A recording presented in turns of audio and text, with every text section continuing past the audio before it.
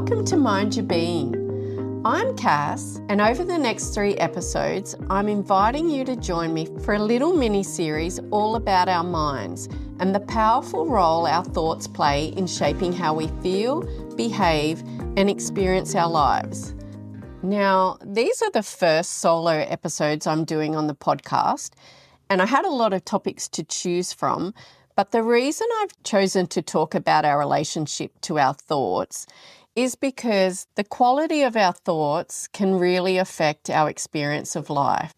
So something I haven't really talked about a lot until recent times is that I struggle with obsessive compulsive disorder, OCD. And so for a lot of my life, I would say my thinking has been quite inflexible at times, and I have had tendencies to get caught up in overthinking and rumination. And over the years, in doing therapy myself, but also in studying psychology and then going on to study a diploma of counselling, also practicing mindfulness and meditation, and just having that awareness of the quality of our thoughts. There are things we can do to be more psychologically flexible, to lessen the overthinking and the rumination, and to really pay attention to our internal dialogue. Because let's be honest, a lot of the time our experience of life may not be as positive as it can be due to our own negative internal dialogue. So over these next 3 episodes, we're going to explore how our thoughts influence the way we feel, and the way we feel actually influences our behaviours. And then altogether, that influences our overall experience of life. We're going to talk about why our brains tend to focus on the negative and how to loosen the grip of these unhelpful thinking patterns. I'm going to share with you some simple evidence-based tools to help you reframe your thoughts, let go of some of that self-judgment and comparison, and bring more self-compassion into our everyday lives. If you've ever found yourself overthinking or being too hard on yourself, which is probably everyone at some point in time, these episodes are here to help you pause, help you understand what's going on, bring some awareness to what's actually happening in our minds. And my hope is that you'll begin to relate to your thoughts in a more positive way, in a less reactive way, but definitely with more awareness. As I shared at the beginning when I started the podcast, I consider myself to be a recovering perfectionist. So, of course, preparing these solo episodes, I've really had to rein in the perfectionism tendencies. And I've had to say to myself, because I really stressed out on what would I talk about first? And, my tendency is to want it to be perfect. But as I've said before, perfect doesn't exist. And that tendency towards perfectionism just makes me procrastinate and doesn't actually help me to produce anything. So I've had to really say to myself, good enough is good enough. With that in mind, I hope you will enjoy this series. I hope it will make sense as we go along why I'm trying to encourage people to be more aware of the quality of the thoughts that we're having. And yeah, I hope over time with a bit of practice, it will help bring some more positivity into your life. Please enjoy this series. First off, I want to talk about understanding our thoughts. Each of us have thousands of thoughts every day, and they arise automatically. We don't control our thoughts. We don't choose our thoughts. They just appear. Now, the brain evolved to keep us safe, but not necessarily happy.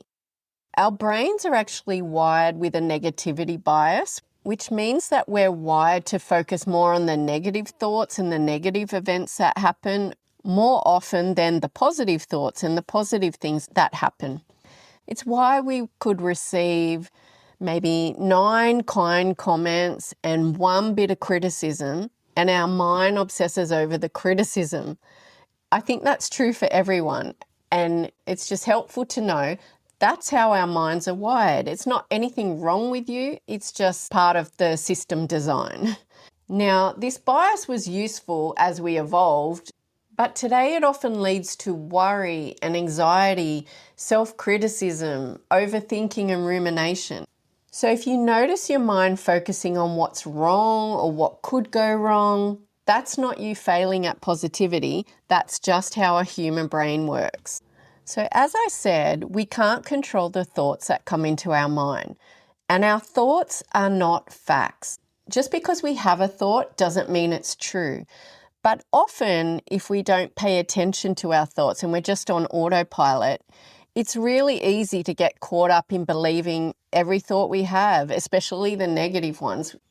So a thought will come into our mind, and then our thoughts influence how we feel. Feelings will come up, emotions will come up from the thoughts that go through our mind. And as I said, often we're just on autopilot. If we're focusing more on the negative thoughts, or we're not even aware what thoughts we're focusing on, a lot of the time we're going to tend to be feeling pretty crappy. And then the way you feel impacts the way you react, the way you behave in life. Your thinking influences your feelings will impact your behaviours, and altogether that results in the way you experience life. So for example, if you have the thought, I'm not doing enough, you might feel anxious or guilty, and then you push yourself harder, or you work longer hours, you don't end up resting. And then from there, that could have flow-on effects where you're not spending quality time with your loved ones, your family, your friends. Or if you have the thought, I'm not as capable as I used to be, you might feel deflated, you might pull back from opportunities that could actually bring you joy or confidence. So over time, these patterns of thinking, they shape our habits and they end up influencing our health. You might be thinking, okay, that's great to know, Cass, but what can I actually do about it? Well, as I said before, mindfulness and meditation, being aware of this tendency to focus on the negative thoughts and how we get caught up in overthinking and rumination, having an awareness of that has really helped me to be more unstuck from these critical thoughts and this negative internal dialogue. So the first step is simply noticing them, increasing our awareness of what kinds of thoughts we're having in our mind, catching the thought before it sweeps us away into overthinking, rumination, and a negative spiral. So before I talk more about how we can catch those thoughts, I wanted to give some examples of these negative thinking patterns that we all have. And in psychology, they're called cognitive distortions, which just mean they're patterns of thinking that twist reality in ways that actually end up making us feel worse. They're not flaws in our character. They're just shortcuts the brain takes to try and keep us safe or in control. I wanted to talk about a few of the common ones and see if you recognise any of these in your own patterns of thinking. So one of the most common ones is called all or nothing thinking. As the name suggests, this kind of thinking is in absolute terms. It's either black or it's white. There's no shades of grey. You're either a complete success or you're a total failure. So an example of all or nothing thinking could be, I missed a workout this week, so I'm a failure. Well, you might have had a lot of things going on. Another common distortion is called overgeneralization. This is where you overgeneralize or draw sweeping conclusions from a single event. An example would be, the thought is, I forgot my friend's birthday. I'm a terrible friend. So the mind paints with a very broad brush. A personal one for me could be, I'm doing a podcast interview and I made a mistake and I had to rephrase the question. So the thought might be, I messed up during the interview and had to repeat the question. I'm a terrible podcast host. You see what I mean? One mistake doesn't mean that thing is true every time. Another one is called emotional reasoning. So this involves reasoning based on the way you feel. So some examples of this would be, I feel like I'm hopeless, so I must be hopeless. Things are never going to get better. Or I feel like a bad mother. Things have gone wrong this week, so I must be a bad mother. So you're drawing conclusions based on the way you feel. What about this one? Catastrophizing. Assuming the worst will happen. So for example, the thought might be, if I slow down, everything will fall apart. The body can't tell the difference between imagination and reality, so that thought triggers real stress responses in our body. Okay, this one, I did a little social media reel recently about this one. I was talking about being able to accept a compliment and how generally I find it quite hard to accept the compliment. So what we're actually doing here is discounting the positive. So you dismiss compliments or achievements. An example might be someone says, "Gee, you look really nice today." And straight away we deflect it with the thought, they're just being nice. They don't really mean that. None of these negative thinking patterns are helpful. But this discounting the positive, it really chips away at your self-confidence and also gratitude. You often hear a lot of people do this one, minimization. So, for example, you've just started a new exercise routine and you jogged 1 kilometre for the first time. But instead of saying, "Wow, go me, jogged 1 kilometre," the thought will come into the mind that, "Yeah, I jogged 1 kilometre, but it doesn't count because everyone else I see can jog 5 kilometres easily." So you see how that thought just arises. That's an automatic thought coming into your mind, but it's really not helpful. Now, there's quite a lot of these negative thinking patterns, but I just want to talk about one more, and they're should statements. So when you're having a conversation with someone, these will often come out, and it really just shows you how hard people can be on ourselves. So you might criticize yourself or other people with shoulds, shouldn'ts, ought tos, and have tos. So those self-directed shoulds, they really lead to feelings of guilt and inferiority when we don't live up to these self-imposed standards that we have for ourselves. So for example, you might hear someone say, or you might recognize it in yourself, "I shouldn't have screwed up," or "I should just keep the peace, not have my say when I'm in a confrontation with my partner or my parent or someone else." Another example might be having the thought that I have to make sure I'm always dressed nice when I leave the house. Now, the thing is with these should statements, where do these self-imposed standards come from? Often they come from other people's expectations. Often they develop really early in childhood when we're living up to other people's expectations and conditions, and we develop these core beliefs around what needs to happen for us to be liked, loved, and accepted. Now, you'll notice that phrase is from episode 7 of the podcast with clinical psychologist Guy Steele, where we had a discussion on these core beliefs that develop early in childhood. But that's just some of the ways that our mind tends to focus on the negative, these unhelpful thinking patterns. Each of these distortions changes how we interpret the world, and therefore these thoughts impact the way we feel and the way we behave. Over time, if we're just stuck on autopilot and not aware we have this bias towards this negative thinking, it can lead to increased feelings of stress, lower mood, high anxiety, self-criticism, all things that are not positive for us, and they're not positive for our health. So the goal isn't to eliminate them because, as I said, we can't actually control our thoughts. But I think it's helpful to be aware that this is the way our mind works and to see these thoughts for what they really are.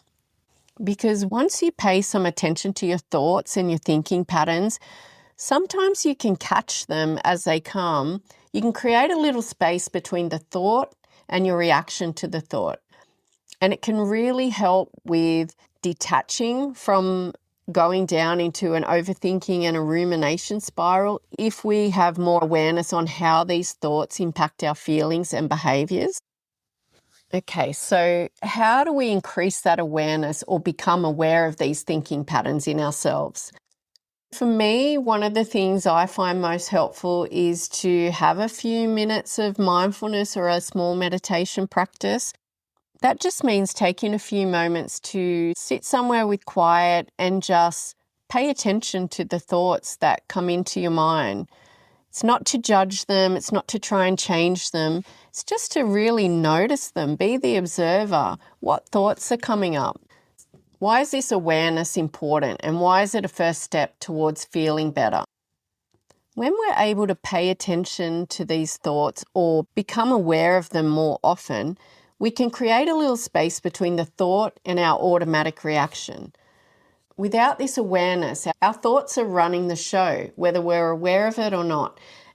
So for this week, I just want to encourage you to simply notice your thoughts. Not to change them, fix them, not to judge them. Just notice the kind of thoughts you're having. And as you do this, you'll also probably start to pick up on some of the negative thought patterns that your friends or family are having. You might notice it in the comments that they make, like, oh, I should have done this, I'm hopeless, or whatever it is. Once you start paying more attention to this, you'll notice it more in the way other people speak as well. So if you're not wanting to do a formal mindfulness or meditation and take some moments to sit down and just pay attention to your thoughts, then other things you could do are just pause for a moment during your day. It might be while you're doing something that you do habitually. It might be while you make a cup of tea, while you're going for your walk, while you're waiting in line in the supermarket. When you think of it, just ask yourself, what is my mind focusing on right now? Pay attention to the thoughts that come into your head. And as you do that, check the tone of your thoughts. Just notice, are they warm thoughts? Are they really self-critical? Are they doubting? Or are they calm? Are they anxiety-provoking thoughts? Try and imagine your thoughts like clouds floating by. You don't need to hold on to them. You don't need to think about that thought. Just try and let them go. Just try and notice them. That's really the goal for this week, is just to have some more awareness of the kinds of thoughts that you're having. Another option is, if you're into journaling or keeping a diary, jot down one or two of the thoughts that catch your attention during the week. You don't need to force it. Just if particular thoughts come to your mind, you notice them, just write them down to have that awareness, And if you do want to do a short mindfulness or a short meditation, you could just set a timer, even for 5 minutes, and just focus on your breathing and just see what thoughts come up. So why am I talking so much about awareness? Like, what's that going to help with? It's really the first step in helping us try to detach from those negative thinking patterns which don't make us feel good at all. It's really the first step in just reducing the grip that these thoughts have, which can lead us into overthinking and rumination. So this week, awareness is the first step. Next week, we'll look at practical ways to untangle from this unhelpful thinking. And I'll show you how to gently reframe your thoughts with more balance and more kindness. It sounds so simple. You might be wondering, is this really going to have an effect on the way I feel and the way I experience life? Well, if you do it once, probably not. But if you start to make this kind of a habit or a practice, it doesn't need to take a lot of time. But if you just start to become more aware of the thoughts you're having and the quality of those thoughts, once we look at some of the ways to untangle from those thoughts, what happens is you don't get so caught up in the negative thinking. You don't get so caught up in believing every thought is true and feeling terrible and then reacting from those feelings. Next week, we'll talk about how to work with our thoughts in ways that support our well-being. You've been listening to the Mindful Midlife Series, a gentle space to explore your thoughts and nurture self-compassion through midlife. Until next time, be kind to yourself and mind your being.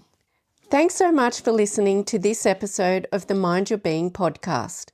If you enjoyed it or found it helpful, please follow the show wherever you get your podcasts and share it with a friend who might enjoy it too. If you have a moment, please leave a quick review. It really helps others discover the podcast. Thanks again for being here. Take care.